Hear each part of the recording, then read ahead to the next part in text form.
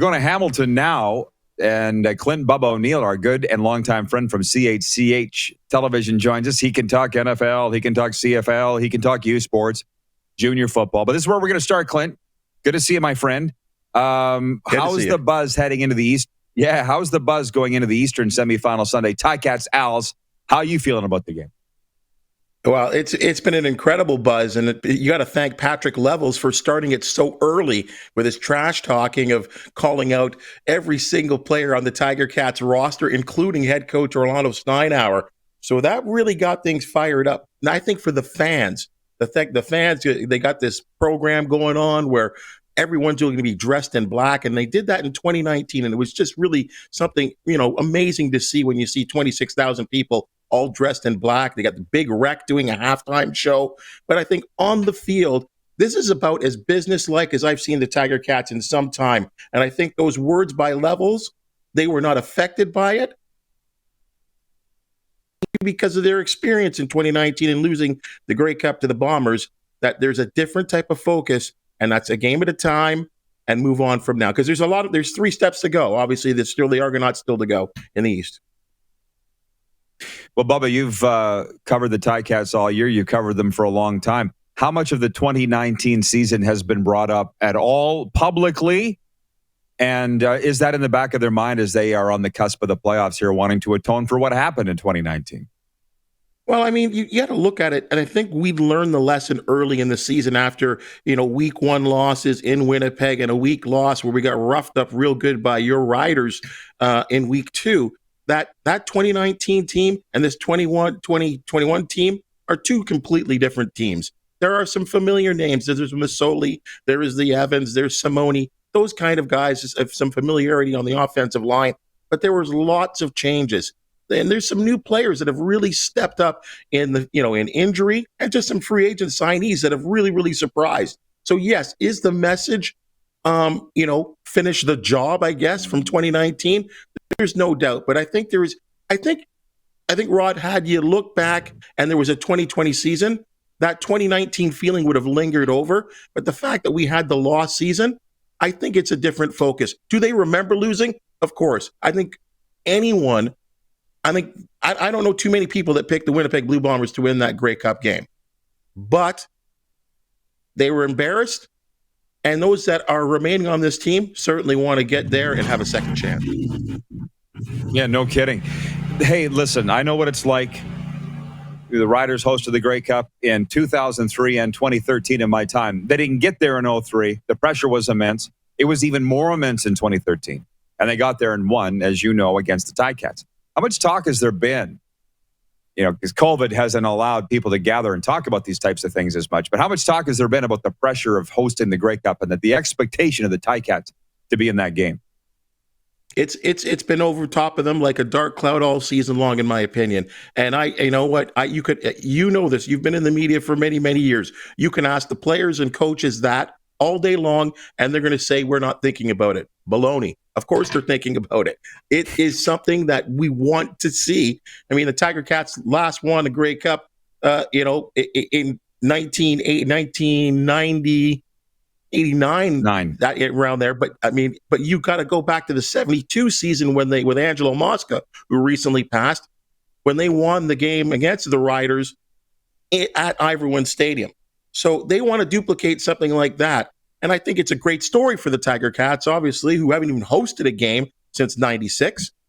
And I think, yes, of course, that's a pressure there. And I think the fans want to see something like that. Unfortunately, it won't be the big grandiose plans that they had planned for this 2023 because they've been granted the game again.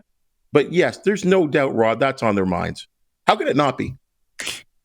Oh, I know. I just haven't heard much about it brought up in the media and that kind of thing, nor in the Ticats interviews. But you bring up the Grey Cup week itself. Our plan was to be there, but now it's not because it's a scaled down version. What can you tell us about the Grey Cup Festival, as you know, Clint, how this Grey Cup's going to look compared to the normal Grey Cup? If I may say, and was lucky to be there in Calgary, who I thought put on a performance that I could remember that was really excellent in 2019, and the city was abuzz. Is it, can I say this is a playoff game on steroids? It's not going to be the big show You got the Arkells playing, which I think is, a good local band, that have made big in Canada and, across the world. You just can't have the added seats. They're going to have about 35,000 in what is a 24,000 seat stadium.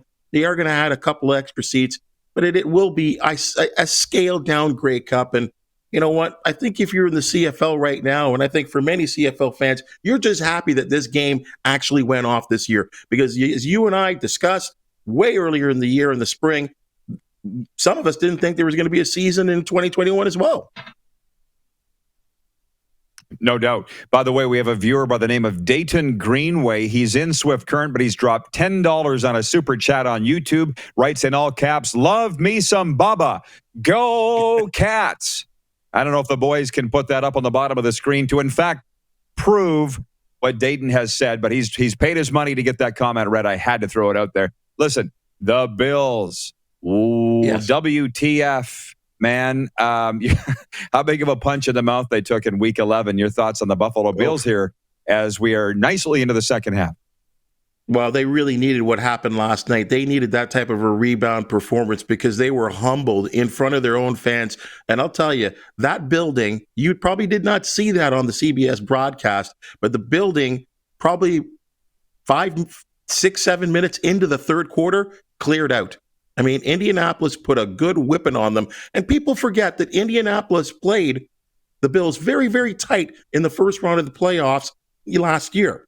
So they came in there with a mission, and the Bills have shown this all season long. In fact, back-to-back seasons. Very good defense, very tough, but they're light. And when they get pushed around a little bit by physical, big offensive linemen and big power backs, they struggle. Right? Great at defending the pass. They turn over the ball incredibly high, at a high level, but they are light and rely on speed. So power teams tend to, give them a struggle.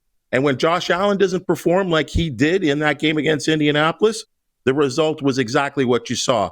They flipped the tables this way. I mean, the Saints are a banged-up team. They don't have their number one running back, they have their number one quarterback. But to go on the road and get a win like that in prime time was essential to rebound. So at least they get to have a day off today and then eat some turkey. For sure. Great wrap. Bubba, always good seeing you, my man. Hopefully we can chat with you Grey Cup week. Have a great weekend. Thank you very much. Great to talk to you. And hey, enjoying those curling trials. That's a lot of action going on out there. They're fun to watch this week. There's a lot of stuff. The epicenter is in Saskatoon for sure. Thanks, Bubba. Clint Bubba O'Neil joining us from CHCH Hamilton. Hey, everybody. Thanks for watching the RP Show on YouTube. And don't forget, we're live daily on YouTube from noon to 2 Eastern. If you like what you see, hit subscribe. And if you like the program, check around for other segments of The Rod Pedersen Show here on YouTube.